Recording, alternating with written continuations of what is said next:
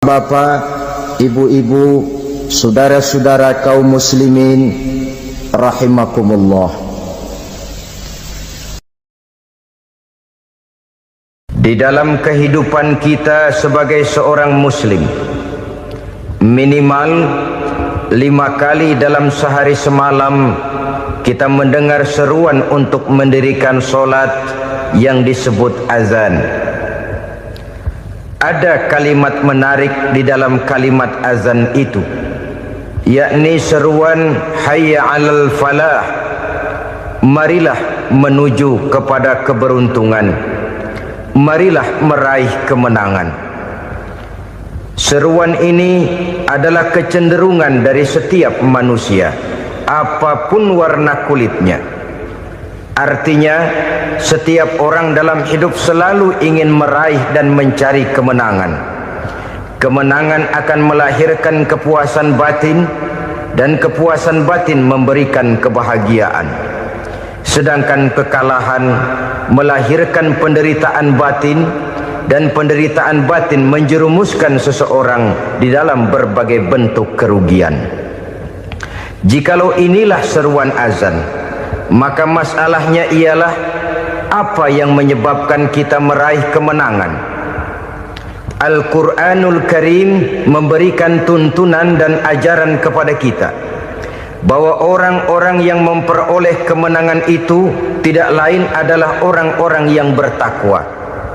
Hanyalah mereka yang bertakwa kepada Allah Subhanahu wa ta'ala pada akhirnya akan tampil sebagai pemenang. Lalu siapa orang yang bertakwa itu? Dijelaskan dalam awal-awal Al-Baqarah, orang yang bertakwa yang akan meraih kemenangan.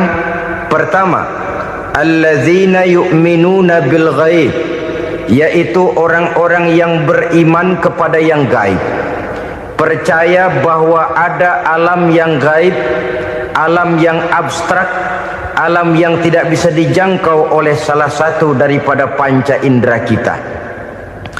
Mereka percaya dan beriman kepada adanya malaikat, beriman kepada adanya iblis dan jin, beriman kepada adanya alam kubur, beriman kepada adanya alam mahsyar, beriman kepada adanya alam akhirat, beriman kepada adanya surga dan neraka. Beriman bukan cuma sekedar beriman dalam ucapan bibir saja, tetapi beriman yang nilai iman itu mampu mewarnai gerak dan gaya hidupnya. Iman yang meresap sampai ke tulang sumsum, kemudian memberikan dampak positif di dalam kehidupan manusia. Alam, kita tahu, adalah sesuatu yang selain Allah, dan Allah bukanlah alam. Apapun namanya selain daripada Allah, itu adalah alam. Alam pada hakikatnya terbagi menjadi dua. Ada alam syahadah, alam nyata, alam konkret, alam yang bisa dijangkau oleh salah satu indera kita. Kemudian ada alam ghaib, alam yang tidak bisa dijangkau oleh panca indera kita, alam metafisika, alam abstrak, alam yang wajib kita imani keberadaannya. Kita percaya bahwa malaikat itu ada, kita percaya kepada jin, bahwa jin itu ada, kita percaya kepada adanya iblis dan setan. Bukan percaya kepada iblis dan setannya, percaya bahwa iblis dan setan itu ada. Itu termasuk salah satu daripada sifat orang yang bertakwa kepada Allah. Saudara-saudara kaum muslimin rahimakumullah, kecenderungan pembangunan yang lebih bersifat materialistis biasanya menggeser aspek kehidupan rohani. Orang berpikir empiri, dan dalam pola pikir yang demikian, maka alam gaib tidak lagi mendapat perhatian. Aspek kehidupan yang bersifat rohaniah malah mulai ditinggalkan. Akibatnya terjadilah kepincangan di dalam kehidupan kita. Pernah ada satu pengalaman pribadi dalam perjalanan kembali ke tanah air. Dalam pesawat di sebelah kanan saya duduklah seorang Jerman, namanya Heiner Simonsen. Iseng saya ajak kenalan, saya ajak ngobrol, saya tanya dia. Saya bilang, Mas Heiner ini, kalau pesawat yang kita tumpangi ini jatuh ke bawah, kira-kira apa yang bakal terjadi, Mas? Dia bilang, kita semua akan mati. Begitu? Iya. Oke. Apa itu mati? Tanya saya. Dia bilang, untuk tahu apa itu mati, kita harus tahu lebih dahulu apa itu hidup. Saya pikir nih bule bisa ngomong juga. Baiklah kata saya. Apa hidup menurut Anda itu? Oh, hidup itu dia bilang, kalau seluruh anggota badan kita bekerja secara normal, paru-paru memompa darah secara normal, jantung berdetak secara normal, sel-sel tubuh bekerja secara fit, dan organisme tubuh hanya mau bekerja secara normal, dia bilang, kalau kita memberi makan yang cukup, menu yang teratur, dan gizi yang lengkap. Saya bilang, kesimpulannya apa, Ner? Dia jawab, hidup adalah dari tangan ke mulut. Life is from the hand to the mouth, kata dia. Hidup adalah dari tangan ke mulut. Jadi masalah hidup tidak lebih daripada masalah isi perut. Orang pergi pagi, pulang sore, peras keringat, banting tulang, perut yang dibelain. Saya bilang, you are wrong. Sampean salah, Ner. Kamu orang Islam bukan? Bukan. Pantas. Kenapa saya salah? Dia bilang, ya jelas salah. Salahnya di mana? Kamu ini manusia. Kalau hidup cuma dari tangan ke mulut, saya bilang, kambing di kampung saya juga begitu pikirannya, Ner. Itu kambing di kampung saya, asal perutnya kenyang, sudah hidup dia. Perkara besok bagaimana, lusa prospeknya macam mana, bulan depan ada apa, kambing nggak pernah mikir. Di kampung saya kambing juga pikirannya begitu. Kamu Kristen ya? Tadinya. Loh kok tadinya, lalu apa sekarang kamu ini? Dia bilang, sekarang saya netral. Saya tidak beragama, tapi saya percaya kepada Tuhan sebagai pencipta alam. Saya ingat benar dia bilang, I haven't any religious, but I believe to God as the creator of the world. Kenapa bisa netral begitu, Ner? Habis saya bingung katanya. Islam bilang Islam baik, Kristen bilang Kristen baik, Hindu Buddha bilang Hindu Buddha baik, semua agama baik. Saya netral sekalian, nggak beragama. Yang penting saya percaya kepada Tuhan. Saya bilang, Ner, kamu ini kayak orang mau beli celana, lalu bingung. Yang satu bilang Levi's bagus, yang satu bilang Blue Jean hebat, yang satu bilang Wool England hebat. Celana ini hebat, celana itu bagus, celana ini hebat. Semua celana bagus, kamu bingung. Akhirnya netral, tidak pakai celana. Itu juga salah.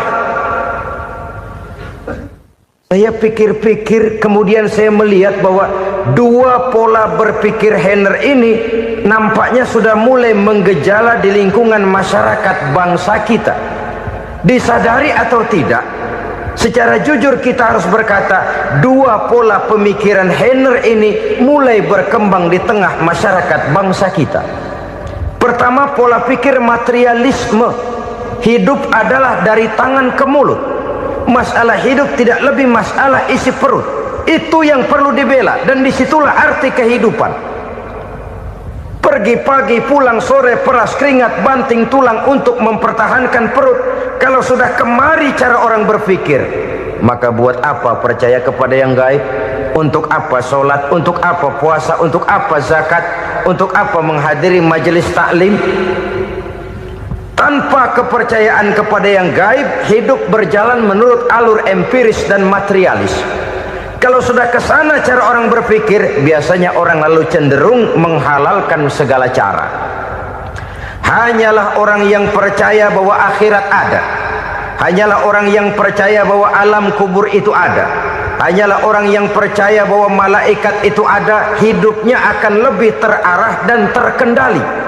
Karena kepercayaan kepada yang gaib, yang merupakan fase daripada kehidupan setelah hidup yang sekarang ini, mewarnai gerak pribadi seseorang di dalam dia melakukan kegiatan hidupnya. Pola berpikir materialisme, disadari atau tidak, mulai menggejala di lingkungan masyarakat bangsa kita. Hidup tidak lebih dari urusan tangan ke mulut, mulut ke tangan, tangan ke mulut. Asal perut sudah kenyang, hiduplah sudah. Perkara bagaimana prospek hari yang akan datang, bagaimana akhirat, tidak jadi persoalan. Ini yang oleh Nabi diperingatkan, ad-dunya sijnul mu'min wa jannatul kafir. Dunia adalah penjara bagi orang beriman dan surga bagi orang kafir. Dulu di zaman Belanda hadis ini pernah disalah tafsirkan, disalah artikan, digunakan sebagai senjata untuk mengkebiri dan membuat impoten umat Islam. Sudahlah umat Islam gak usah macam-macam, kata Belanda. Dunia ini kan penjara buat orang Islam, surga buat orang kafir. Di penjara jangan bertingkah.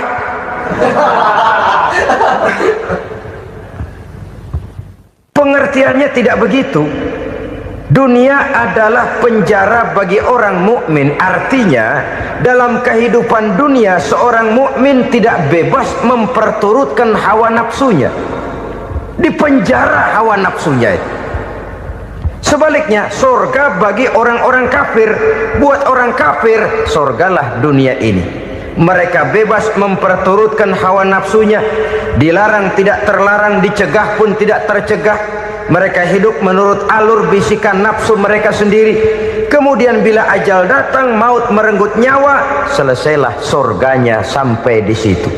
Maka bagi orang-orang yang tidak percaya kepada adanya akhirat, kepada adanya alam gaib, surganya sebatas umurnya.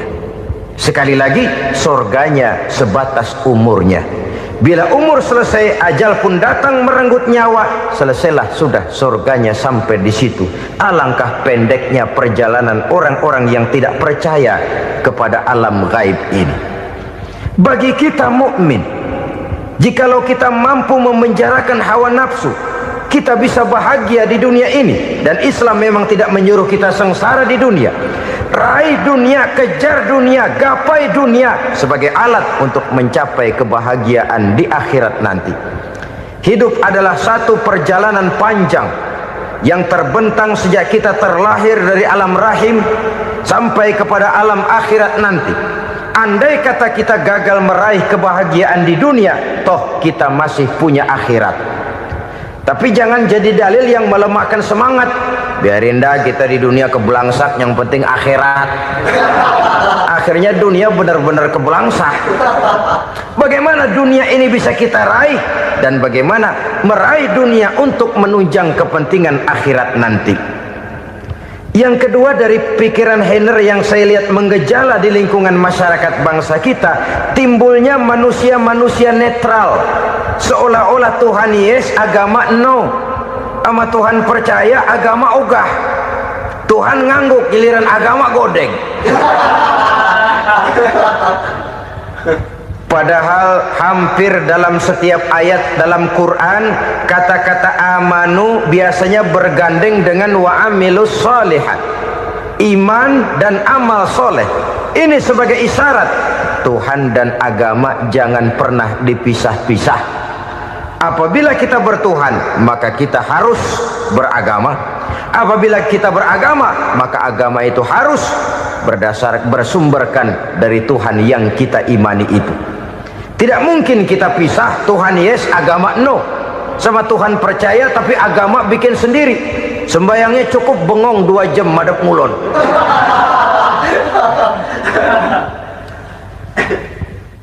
Saudara-saudara kaum muslimin rahimakumullah.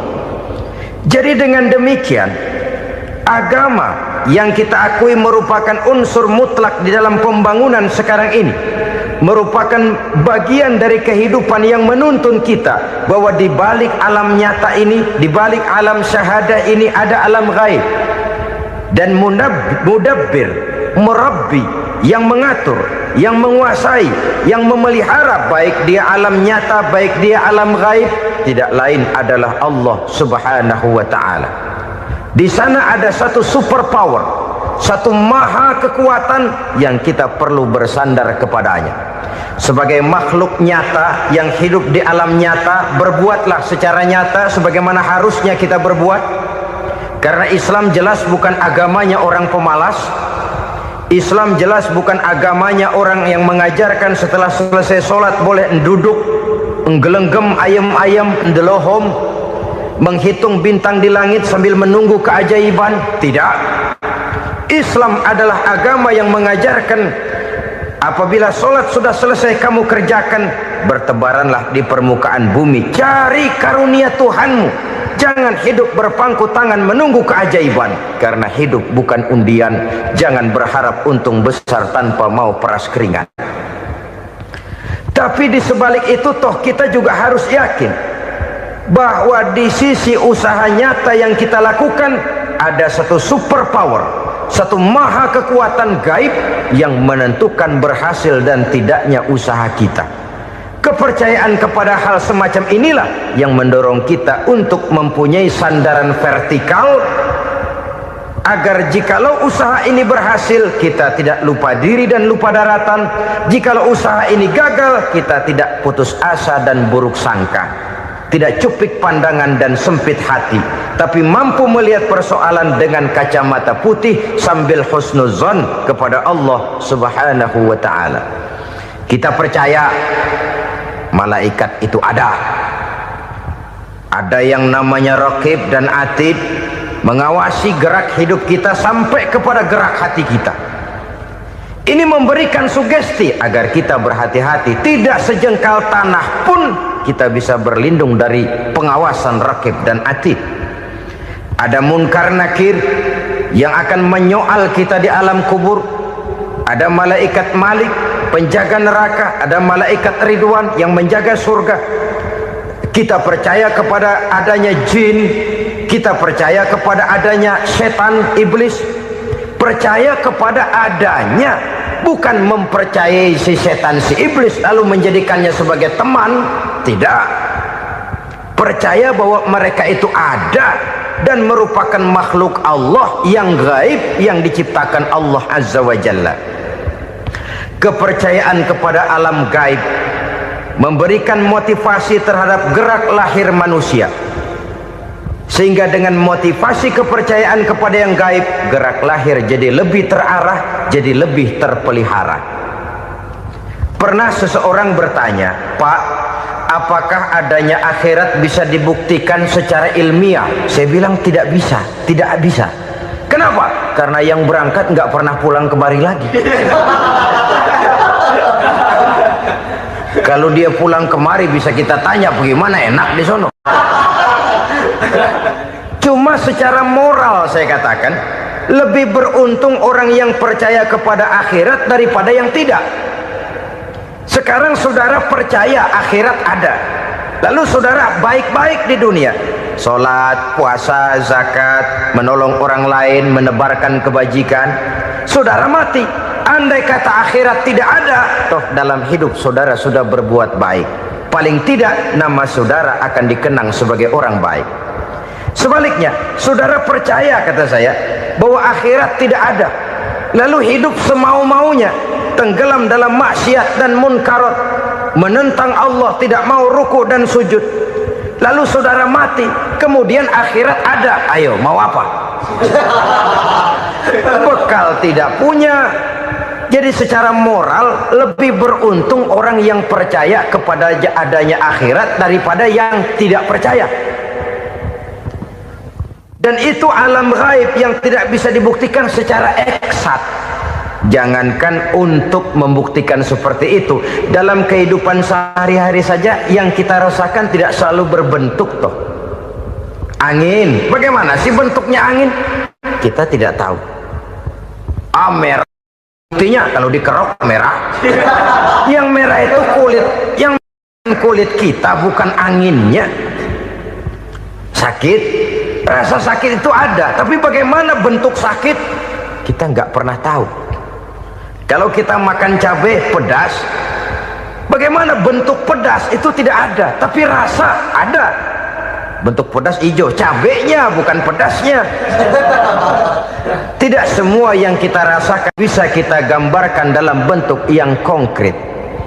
Oleh karena itu, sekali lagi bahwa kepercayaan kepada alam yang gaib mampu memberikan satu sugesti yang menata kehidupan seseorang lebih lurus, lebih terarah, dan lebih terkendali.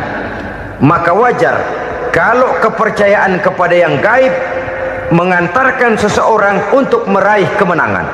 Kenapa?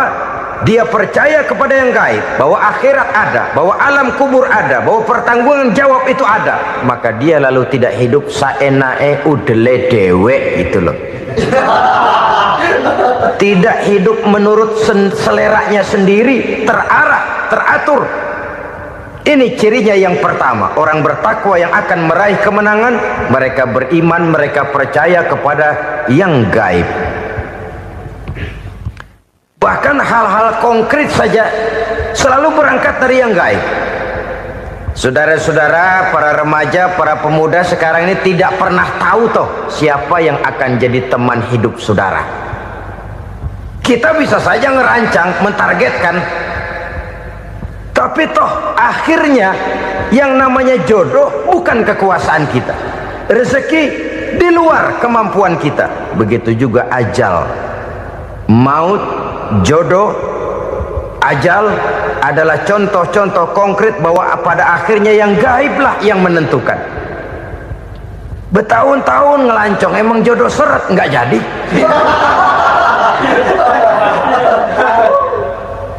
Begitu kenal baru setengah malam nginep ditangkap hansip kan. Hal-hal semacam itu kadang-kadang kita berpikir suuzon, gilet, perempuannya cakep banget, lakinya rebek amat. Memang begitulah jodohnya. Memang begitulah jodohnya.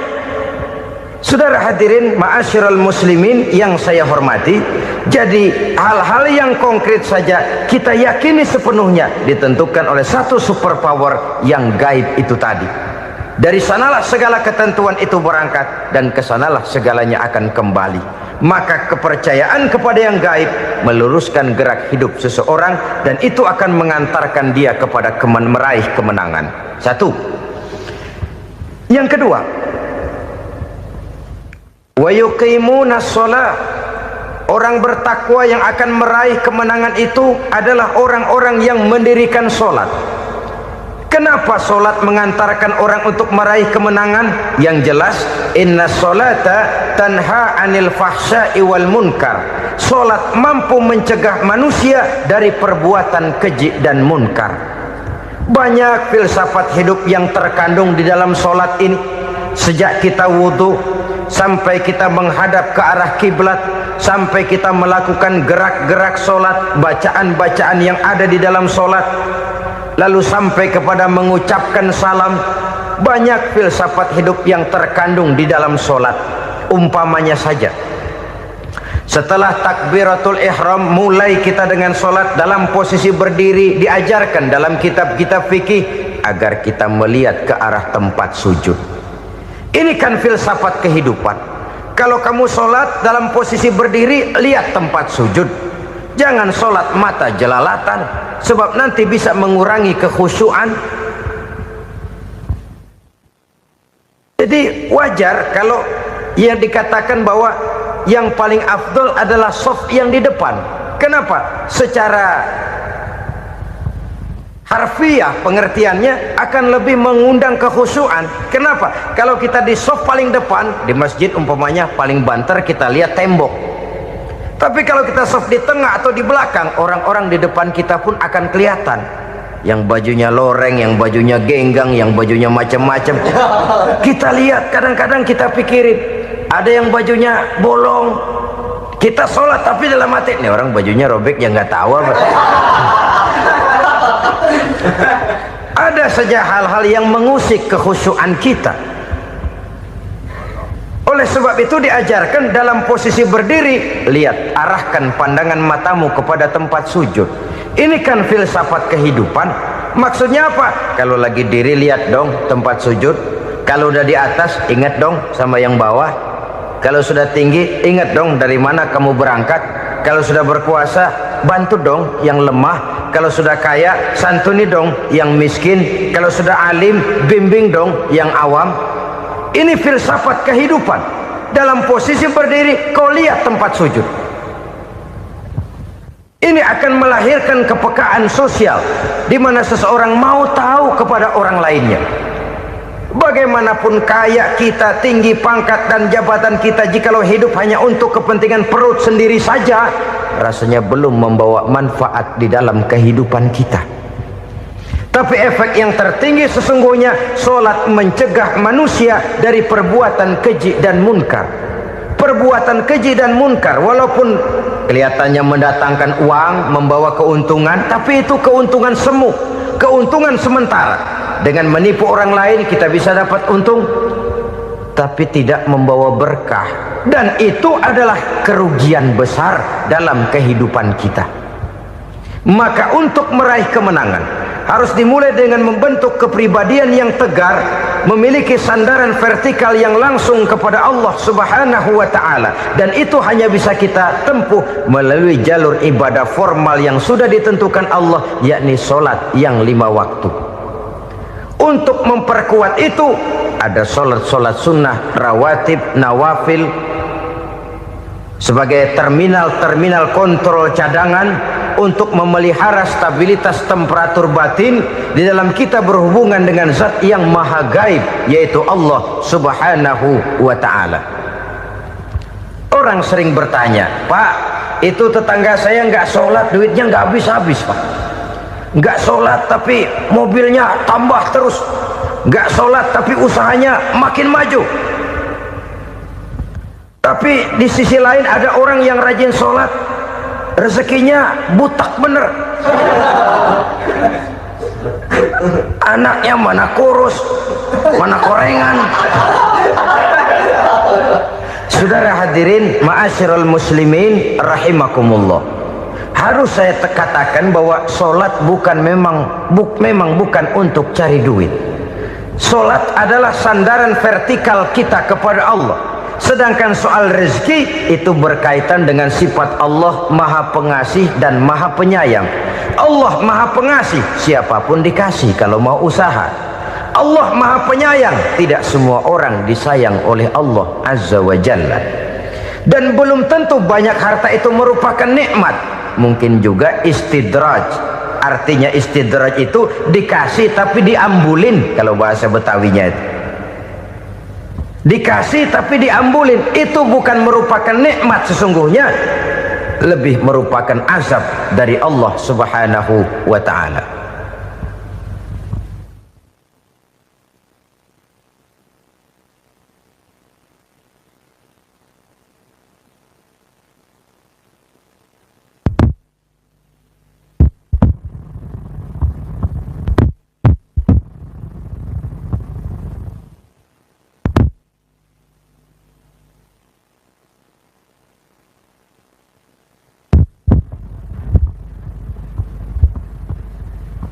Agama mempunyai sistem solat, dan kita umat Islam telah dituntun oleh Allah Subhanahu wa ta'ala yang wajibnya 5 kali dalam sehari semalam mendirikan solat, dan itu tentu berada dalam jangkauan kemampuan manusia.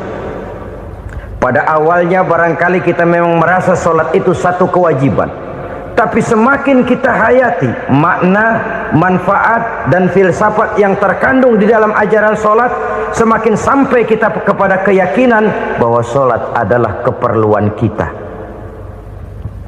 Sehingga pada waktu tertentu dinilai puncaknya, kita tidak lagi akan berkata saya wajib solat, tapi kita akan berkata saya perlu solat. Kalau kita sudah merasakan itu adalah keperluan kita, nah di sanalah kita baru akan merasakan ruginya kalau hal itu tidak kita laksanakan. Sepanjang kita masih berkata saya wajib sholat, kita akan lebih merasakan dia sebagai beban ketimbang sebagai keperluan. Yang jelas Allah tidak memerlukan ibadah yang kita laksanakan ini. Dengan kata lain, andai kata satu dunia penuh ini orang tidak ada yang sholat satu pun, Allah tidak akan turun dari jabatan Tuhan. Jangan lalu berpikir kalau kita ngambek se-RW kagak sembahyang Tuhan tekor kali ini ya. Tentu tidak. Itu perlunya kita, bukan perlunya Allah. Dan pada induknya kita akan berkata saya perlu agama. Kalau secara induk kita sudah memerlukan agama, maka konsep-konsep yang ada di dalam ajaran agama itu pun adalah juga merupakan keperluan kita. Baik dia bernama sholat, baik dia bernama puasa, baik dia bernama zakat, baik dia bernama haji, seluruhnya adalah keperluan kita.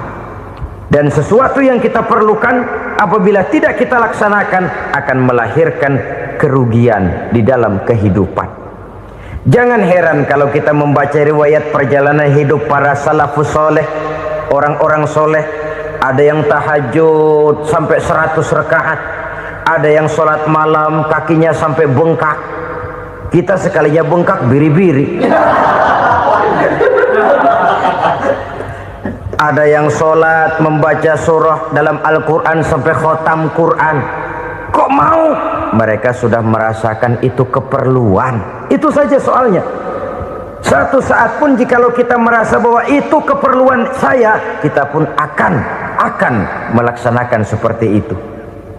Keperluan saya dalam kehidupan. Inilah yang kedua. Yang ketiga, orang bertakwa yang akan meraih kemenangan itu wa mimma razaqnahum yunfikun. Mereka membelanjakan sebagian daripada rezeki yang diberikan Allah kepada mereka. Mereka infakkan di jalan Allah. Ada satu dialog menarik. Satu hari seorang anak muda bertemu dengan seorang kakek-kakek yang sudah dikenalnya baik. Bertanyalah anak muda ini, "Kek, umur kakek berapa tahun?" 15 tahun, kata si kakek. Anak kakek berapa orang? 1. Harta kakek berapa banyak? 15 juta. Si anak muda ini bengong, lalu protes, "Kok kakek bohongin saya?" "Kenapa?" "Saya tahu umur kakek 70 tahun. Kenapa ngaku 15? Saya tahu anak kakek 5. Kenapa bilang 1? Saya tahu kakek miliuner, miliaran uang kakek. Kenapa ngaku cuma 15 juta? Begini, kata si kakek tadi. Benar, umur saya 70 tahun. Tapi dari umur yang 70 tahun itu baru 15 tahun terakhir ini saya merasakan ibadah kepada Allah. Meninggalkan maksiat, jauh dari segala macam munkarat. Maka yang 15 tahun inilah yang benar-benar saya rasakan sebagai umur saya. Benar anak saya 5, tapi yang 4 susah diatur. Cuman 1 rasanya nih yang bakal jadi si buah hati belahan jantung pelanjut cerita penerus sejarah. Cuma 1 ini yang saya harapkan, yang akan jadi anak soleh, yang akan membuat saya menerima pensiunan pahala. Kalau yang 4 apek dah, nggak ada harapan. Yang 1 nyekek botol melulu. Oh begitu, iya.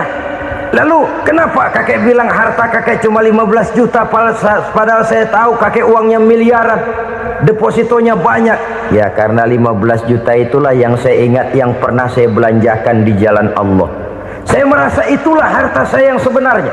Yang miliaran yang saya simpan di bank kelak kalau satu saat saya mati akan jadi rebutan di antara anak-anak saya. Iya kalau anak saya soleh kayak yang 1 ini.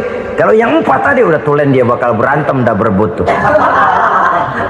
Jadi 15 juta yang saya belanjakan di jalan Allah inilah yang saya merasakan benar-benar harta saya yang sesungguhnya.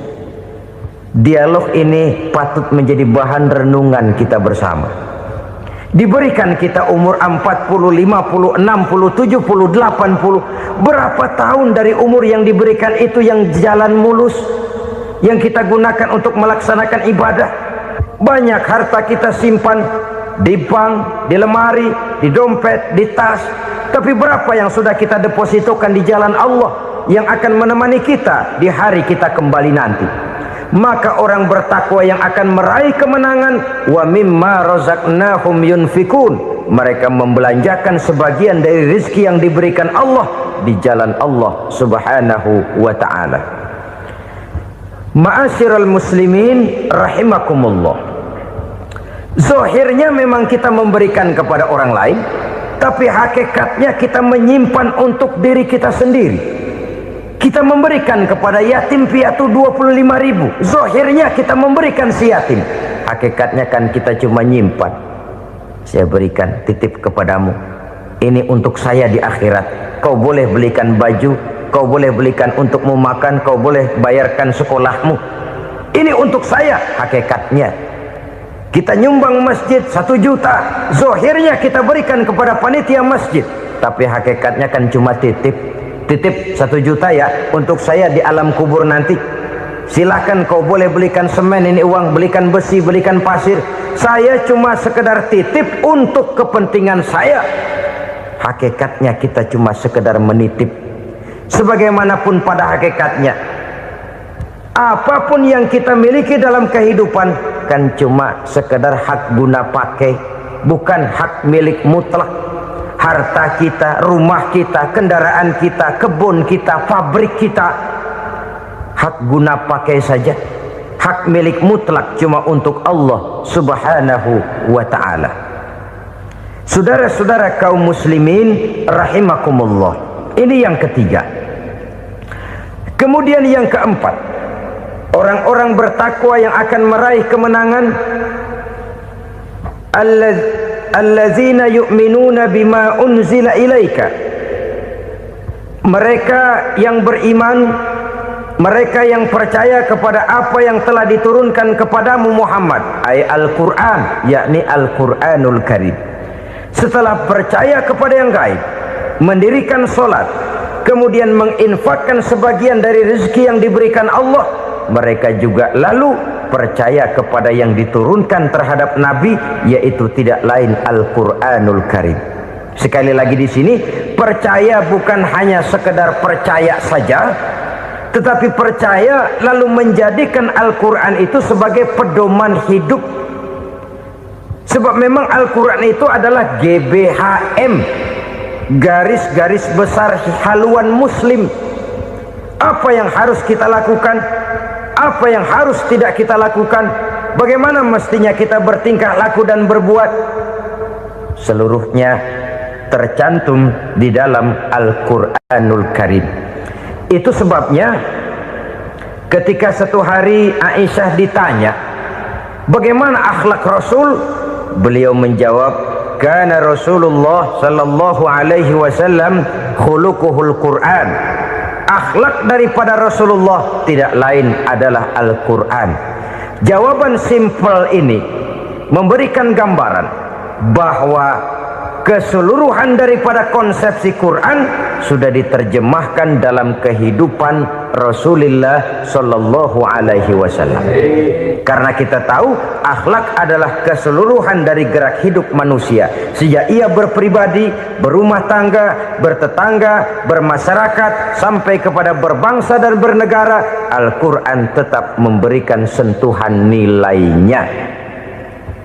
Oleh karenanya, orang-orang yang bertakwa adalah orang-orang yang menjadikan Al-Quran sebagai pedoman dalam kehidupannya.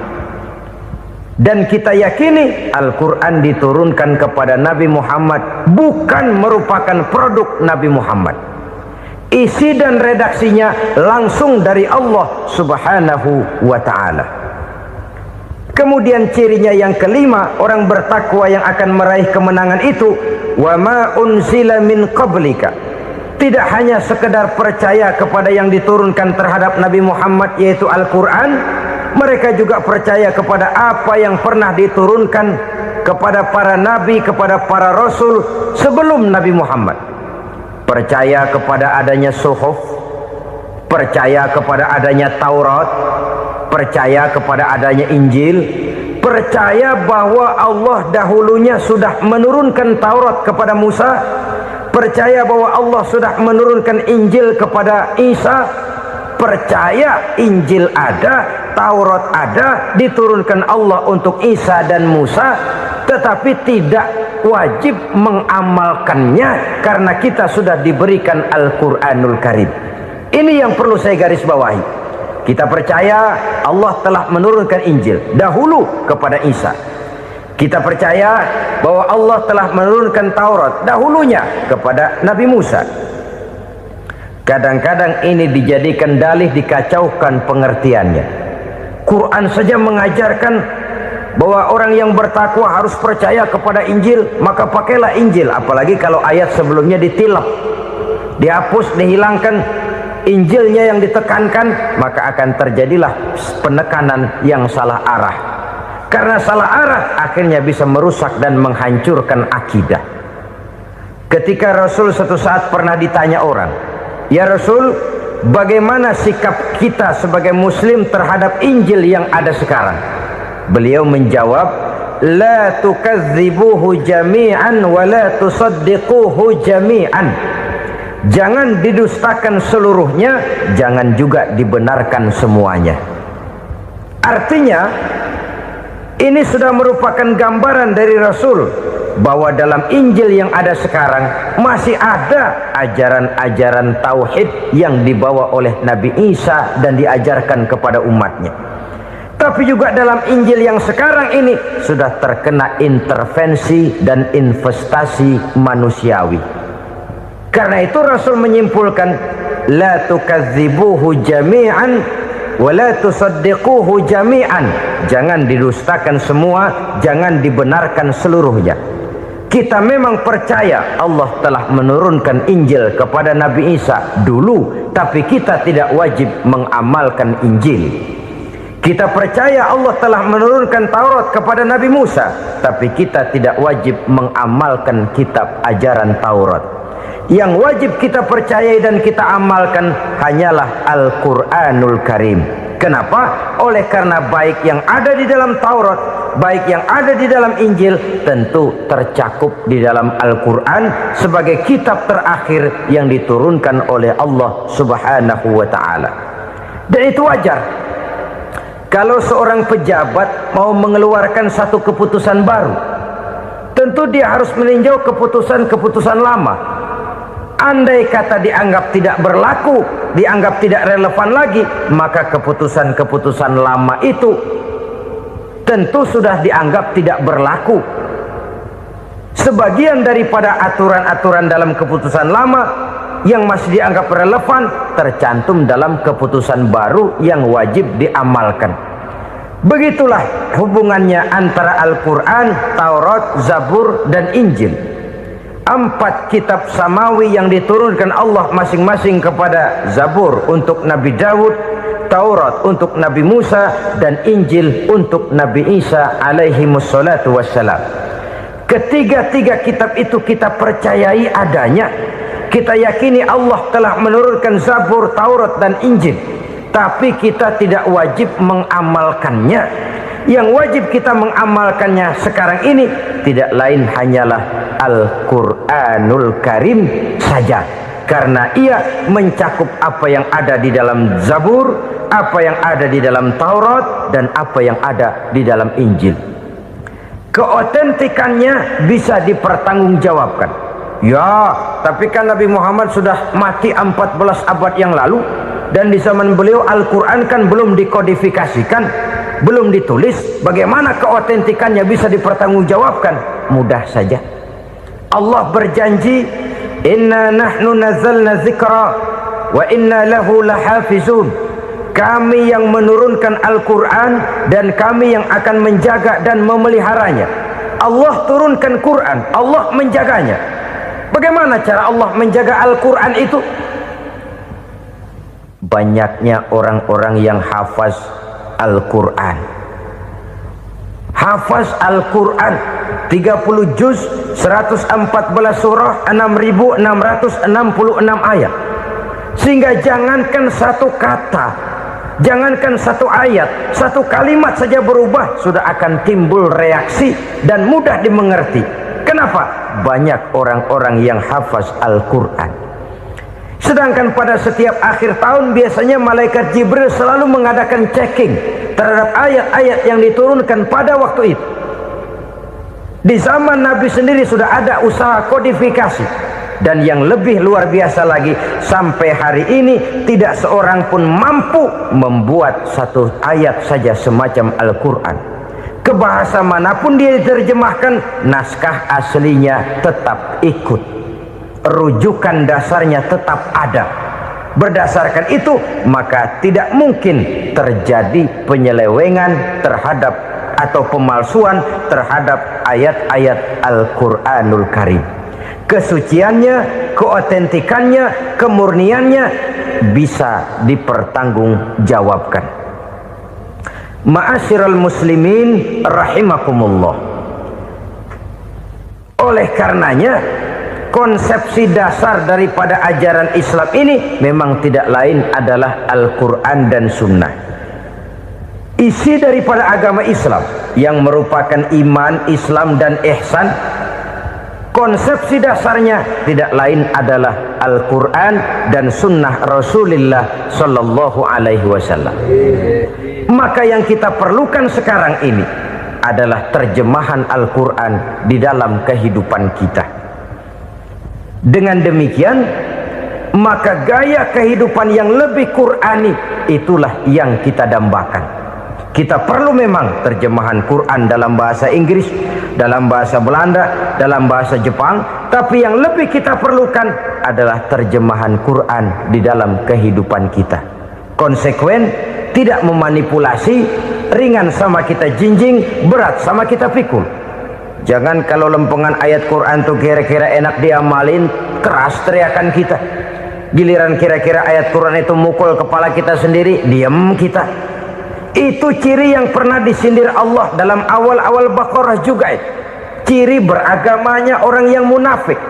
Kullama adha'a lahum masyawfih, kata Allah. Wa iza azlama alaihim qamu. Apabila terang mereka jalan, apabila gelap mereka berhenti. Artinya, kalau kira-kira di Islam nguntungin, rame-rame pada teriak Islam. Tapi ketika diminta untuk berjuang, ketika dituntut untuk berkorban, rame-rame mengundurkan diri.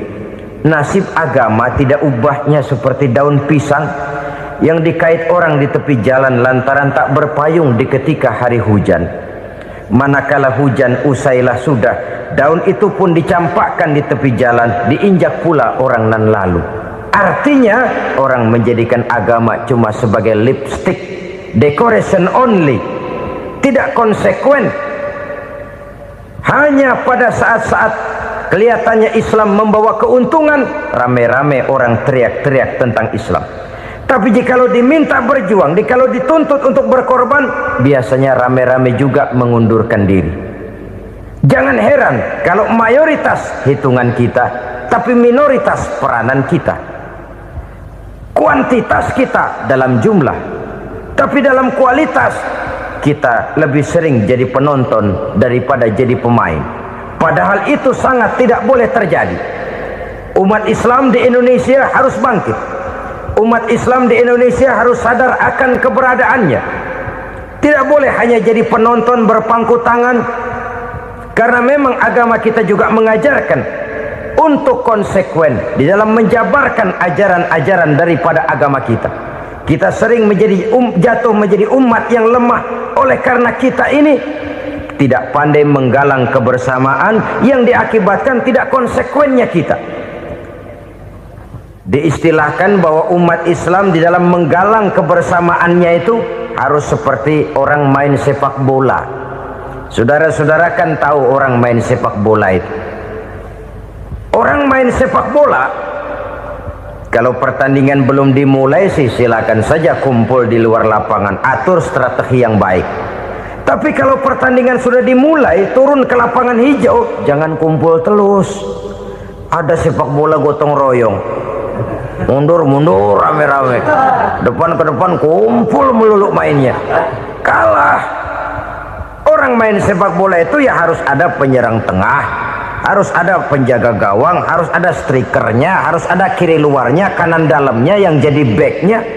Posisi boleh bermacam-macam, tapi yang penting saling ngoper untuk menggolkan gawang lawan. Begitulah umat Islam ini. Boleh ada yang jadi pejabat, boleh ada yang jadi pengusaha, boleh ada yang jadi petani, silakan ada yang jadi seniman, ada yang jadi penyair, ada yang jadi artis sekalipun. Tapi kalau sudah berhasil menguasai bola, jangan lupa operannya. Operan itu yang langka. Kita ini muslim kadang-kadang kalau sudah memegang menguasai bola, kalau belum mau mampus, belum mau ngoper. Nanti kalau sudah nggak punya bola, baru mau ngoper.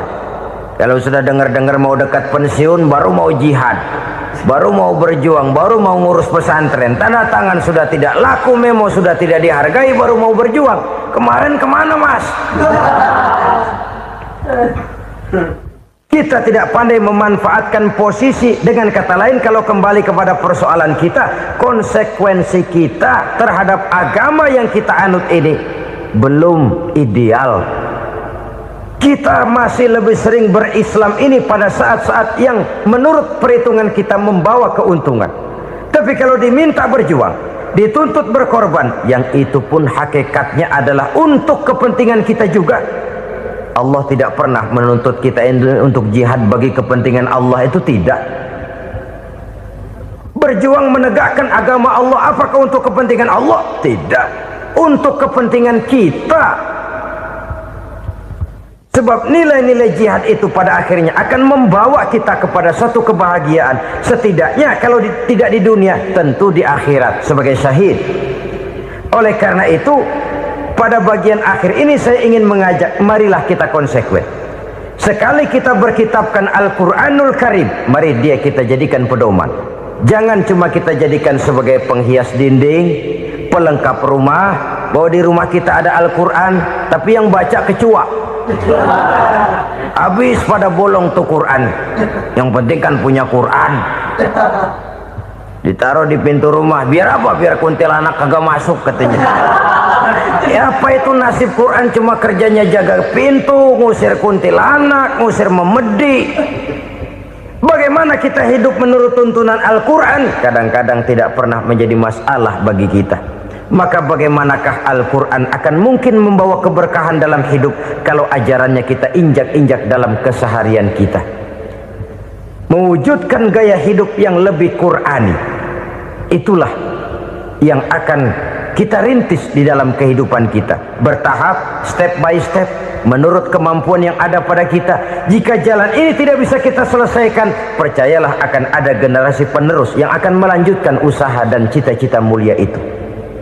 Jadi percaya kepada Taurat, percaya kepada Injil, sekedar percaya Allah dahulunya sudah menurunkan itu, tapi kita tidak wajib mengamalkannya. Kenapa? Generasi Injil masa berlakunya sudah kedaluarsa. Taurat masa berlakunya sudah kedaluarsa. Injil pernah berlaku untuk orang Nasrani di zaman Nabi Isa. Taurat pernah berlaku untuk orang Yahudi di zaman Nabi Musa. Setelah generasinya berlalu, datang Rasul penutup yang membawa Al-Quranul Karim, maka Al-Quran itulah yang berlaku menjadi pedoman sampai hari akhir nanti. Jangan jauh dari Al-Quran, karena apabila ini kita lakukan, maka kita akan kembali kepada satu gaya hidup yang jauh dari tuntunan agama, dan itu artinya kita akan semakin jauh untuk meraih kemenangan.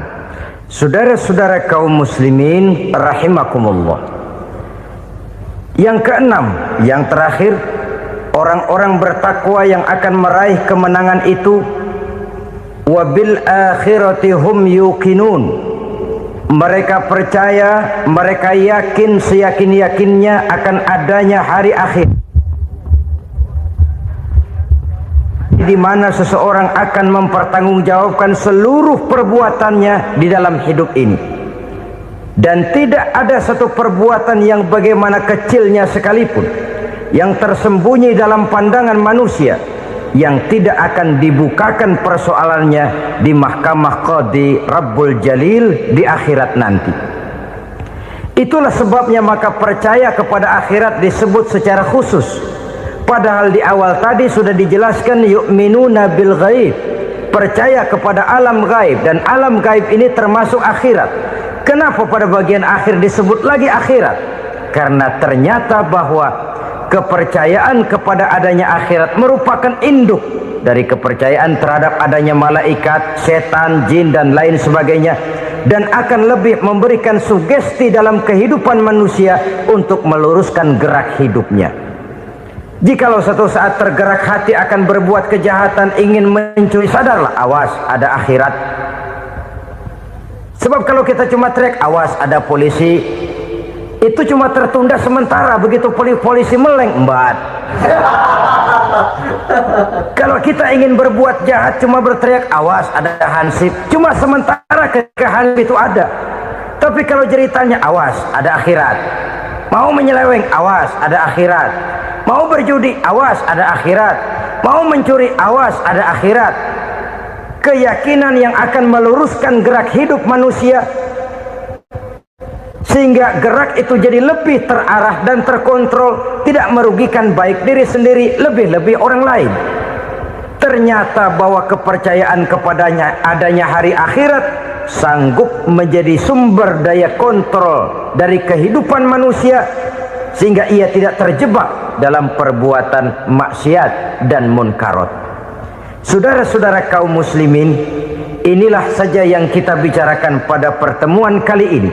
Semoga Allah subhanahu wa ta'ala memberikan kekuatan zahir dan batin kepada kita untuk dapat meraih kemenangan dengan beriman kepada yang gaib, mendirikan solat, membelanjakan sebagian dari rezeki yang diberikan Allah, percaya kepada Al-Quran, beriman kepada kitab-kitab yang diturunkan sebelum Al-Quran, lalu meyakini adanya hari akhirat. Terima kasih atas segala perhatian, mohon maaf atas segala kekurangan. Usikum wa nafsi bitaqwallah. Wassalamu alaikum warahmatullahi wabarakatuh. Waalaikumsalam warahmatullahi wabarakatuh.